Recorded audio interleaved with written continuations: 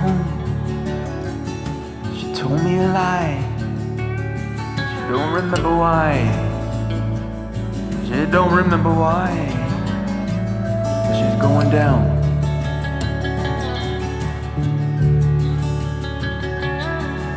She caused a stir. The grocery store. She lost her shit in the canned food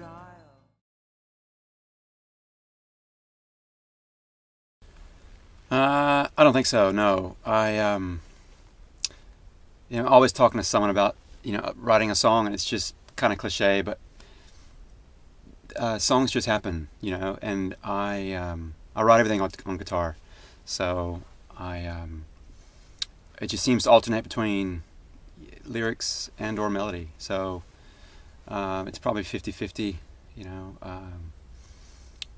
I just come up with some words when I'm out and about, and I record them on my phone, go home and write a song, and that's what I've always done, really. I can't just sit down and write a song, so I write songs in stages, and then they're fragments that become songs.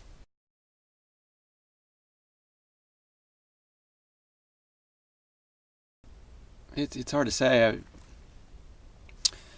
I listened to. I went through a huge phase, obviously, like a lot of people years ago, with Bob Dylan, and I now put them on just from time to time to have that. It's like an old pair of jeans, It's just a really nice, comfortable sound that takes me back to.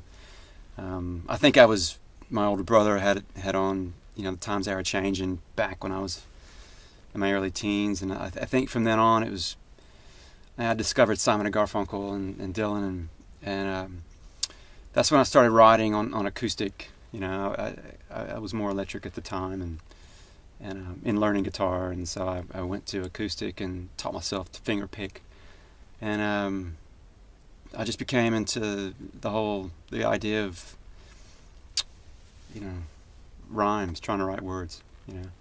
So I don't try to emulate Dylan in any way, but he is an influence on the way I approach a song from the beginning.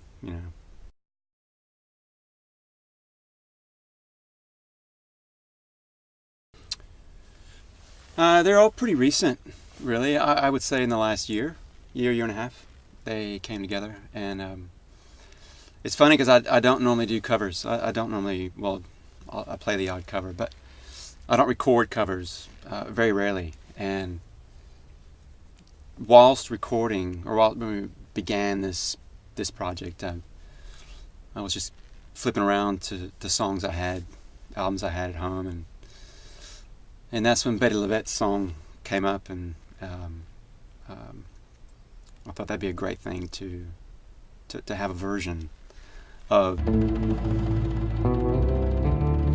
Let me down easy, though your love for me is gone.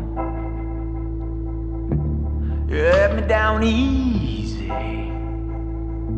since you feel to stay is wrong. I feel that everything on this album sort of, it's not a concept album, but I think all 8 songs do flow together really well, and even topically, it's a steady thought, one long story, And I was happy with the song order, I was presented a song order, and I thought, that's pretty cool. So yeah, that was good. But yeah, probably in the last year and a half, these songs, yeah.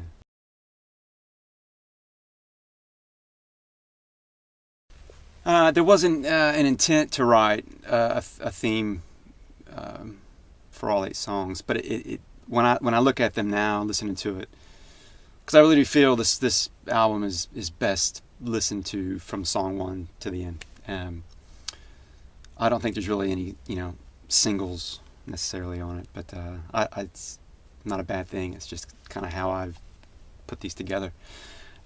Lyrically, it's a journey of, I think, one person in the ups and downs and the stories of life, from being young all the way up to when you're older. So You the Crowd to me was all of us and our journey and that's kind of what I think and that's what's happened,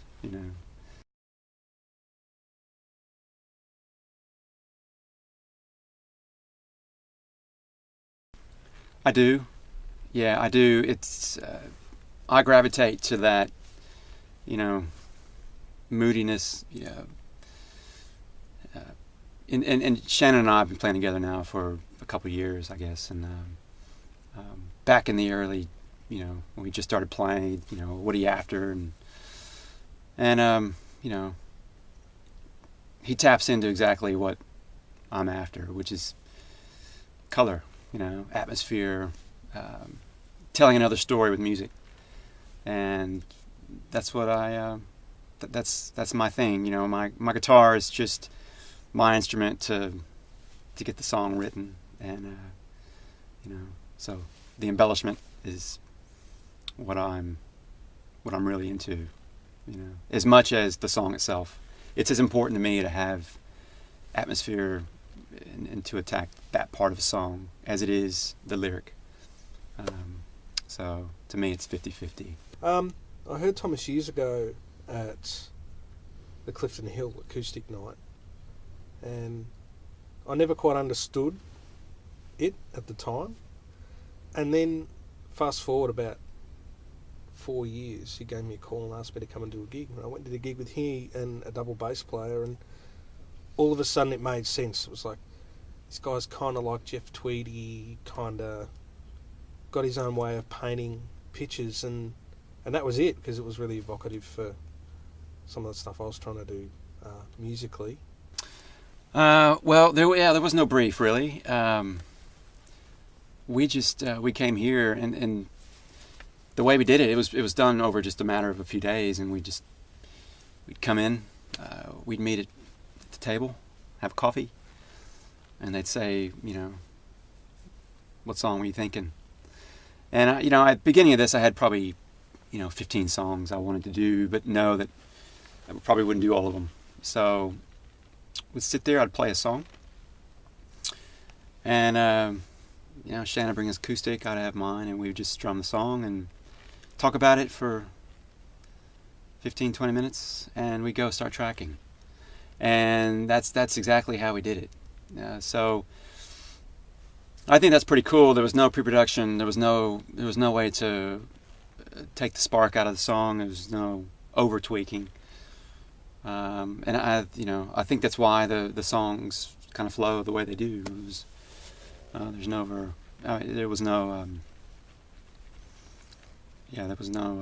laboring, over laboring. It was a nice, beautiful experience. So with Ben and Shannon just put their little thing on it, and did a great job. Yeah.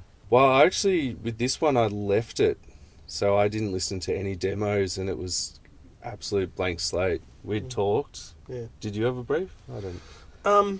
I know that he was sort of looking kind of out there, I guess, with some of the stuff. Was trying to sort of break out of the folk type of thing, and I mean, he would turn up with a song, and some of the songs I'd already played at gigs, but we'd just deconstruct them in the kitchen.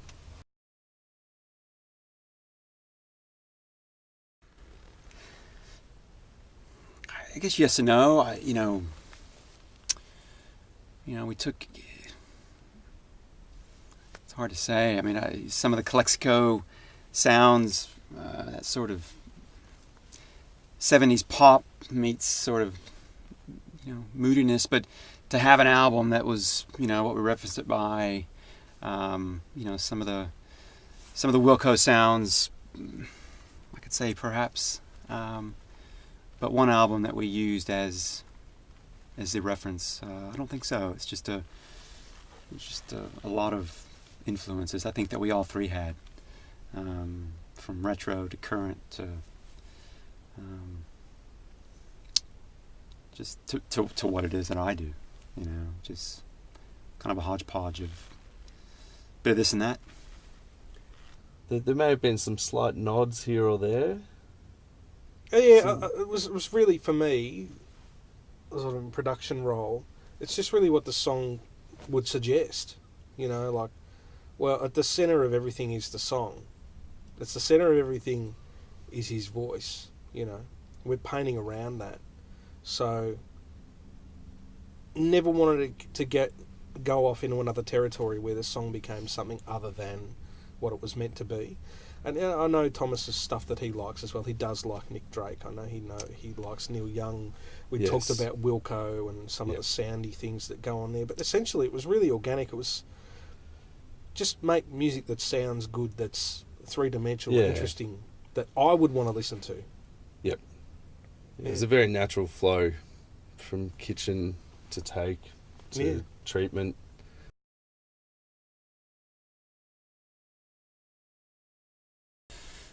Well, I used the Martin OM21 for the whole album. It's a great medium body. Very happy with it. It's got a great mid-range. So I mean, I kept things very simple. You know, I was very a nice tone. I've got a nice Sunrise pickup in there. So it was Shannon who had the efforts on laboring on the guitar decision making on what he used. But one guitar pony. I've sort of got a there's a core of stuff I take when I go and do a record. There's always a baritone. There's always something big and hollow that's got flat wounds on it. It's generally tuned down a tone as well. There was this little guitar, it's downstairs. There was this little guitar I bought in called a Cuckoo that I bought, God, it must have been about 12 years ago. And it had just been sitting around in the case. And I bought it here and we pulled it out and it was like, there's the sound. There's the sound. Yeah, you can have stuff laying around for years.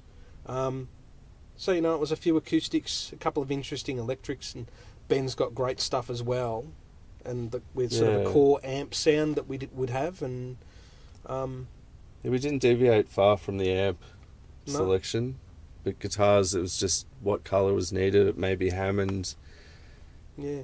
A cheesy little organ Shannon found on Hard Rubbish. Yeah. It's can't give all the secrets away. No, you know, you just picked a handful of instruments that have great character and make a record with them.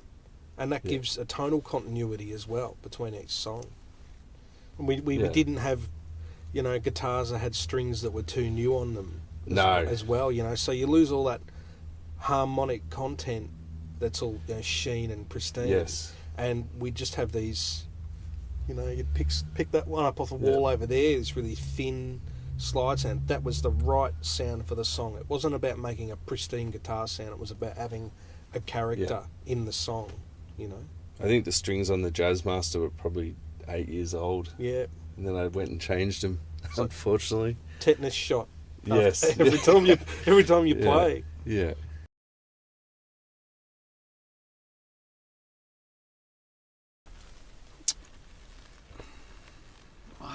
You know, closer, I don't know. They're all pretty special to me. You know, I was in upstate New York a couple years ago, and I came back and wrote a song. It's the last song on the album, called "Inlock Sheldrake Under a Ramblin' Moon," and I think closest to my heart, but it was a real story while I was there, as far as, you know, where I was mentally, emotionally. So coming back, I eventually wrote that song, and it was just, you know, I think that might be a very special song for me. But yeah, I have a song there called Tether, which is an emotional song based on a true story. And, you know, that just kind of happened, you know, back very quickly in writing that song. But I think Sheldrake would probably be the most personal song for me on the album. Yeah.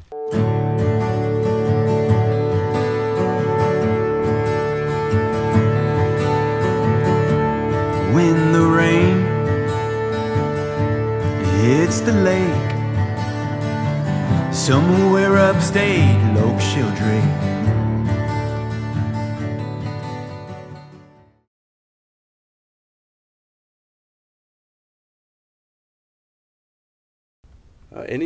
They all found their own path, but any more is actually quite bare. It needed work. Yeah. We were coming down to it was coming down to it, to the record, having to get it done, and we were here doing some mix. It was in like when we were mixing that it's like, man, that song, it just needs something else. It needs something else. And it was raining out there. I remember we were sitting out one night, and it's like, what about that organ? I go, yeah, okay. Yeah. And we set it up, and we put a mic, and I crunched through some things. You And can probably hear it click in, and yeah, I mean, because I'll learn a part. I'll come up with a part. I don't play Hammond organ, but I will. I'll give it a go. And generally, if I've got a Hammond player, he'd probably play a bit more than the song needed as well. So that was one of those ones that just came together. When we put that on, that was the last element it needed, and it lifted it. yeah, they all kind of followed that path of we put drums on it, and then we're like, oh, it needs bass. Yeah. Oh, hold up, it needs a hook now, and Yeah. there was never much more thought than that, really. No, it was It's just really natural.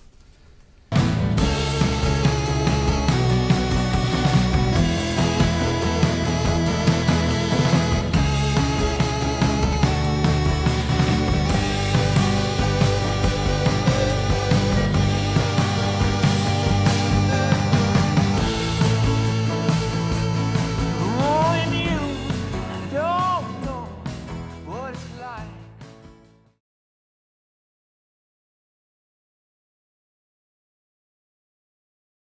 No. No, it was a bit less traditional in that approach. We kind of brought Garrett in for a day, and we were all sitting up here in the control room with our jaws on the floor, almost in tears, and yeah, we brought them in on separate days, and yeah. Yeah, it was really amazing. Danny McKenna, it's probably... It's funny, when you play music, you might send a Dropbox link to someone and say, well, these are the songs. I know so many guys that listen to the songs on the way to the studio, in the car, and I think that's really slack. He would come in and go, all right, well, I've gone over the songs, and I'm thinking this, and I'm thinking that, and he's come up with parts. Like, he came with a slew of different drums and things, He just didn't, he wasn't lazy. He put time in. He's got a great player that has character. He has instruments that have character. And, one of the songs he was like, I've got an idea for a cymbal part, and I'm going to just play it with my hands. It was just beautiful. He would think of that. You see, a guy driving to the studio, listening to it, isn't going to do that. Yeah. Yeah, and he had to do it in reverse as well. It was essentially drums, post, all the music being done, no clicks, completely quite a challenge, really. Yep. Yeah.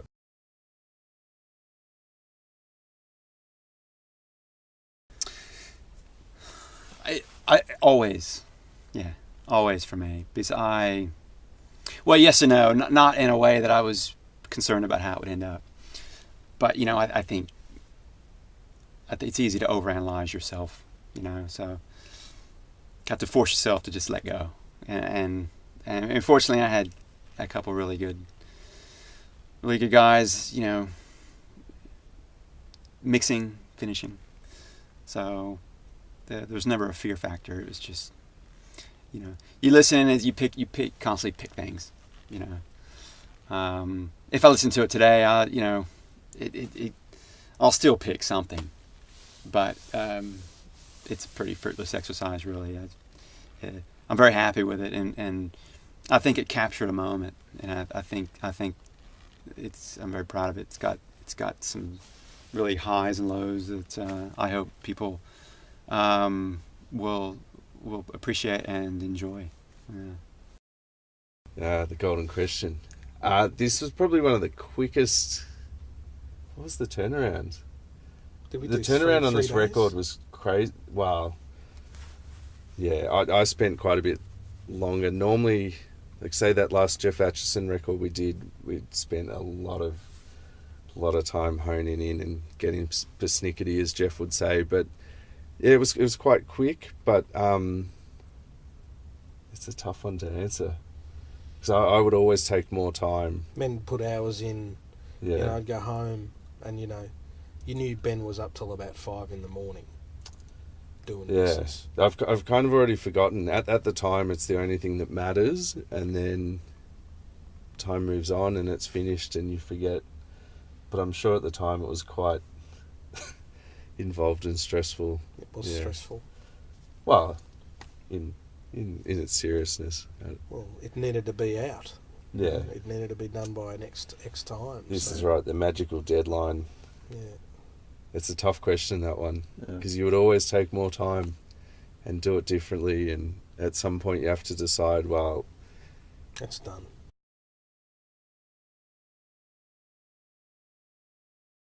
Shannon and I have been mainly doing duo shows for the past couple of years, and for the launch of our full band. So, a guy named Danny McKenna who recorded with us on drums, and a guy named Dean Addison who playing bass, and Shannon. So yeah, it'll be nice to hear the songs as is pretty much how they were recorded, you know. So I am very excited. You know, we played Port Fairy a few weeks back with.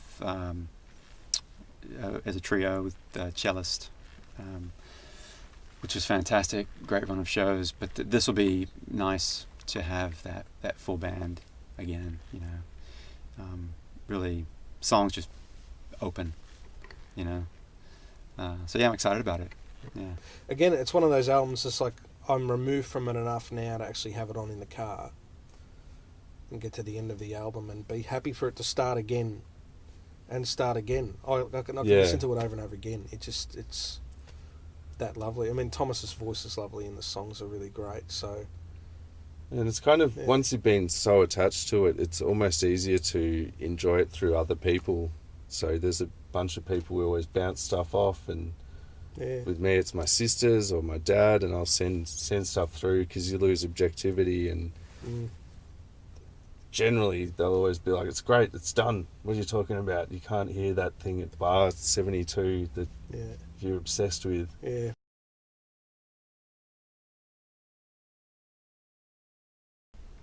To build it, I'd like to head up the coast and promote the album, get as many people to hear it as possible. I think people should hear it, so yeah, we'll see how we go. Working on a set of shows now, so stay tuned. Yeah. He's got great hair, Thomas. He does have great hair. No. He's always well presented. Yes. He's one of the kindest people I know. It was really lovely. Around Christmas time, we were doing a session, and he bought us a lovely loaf of bread and a bottle of olive oil each. You know, it's true. Really thoughtful gift. You know, he just wants to make great music with the people he likes, and he doesn't care much about the scene and all the other bullshit that goes on. So it's good to have someone like that in your life, because it reminds you of what really matters, and the music is what matters, really. Yeah.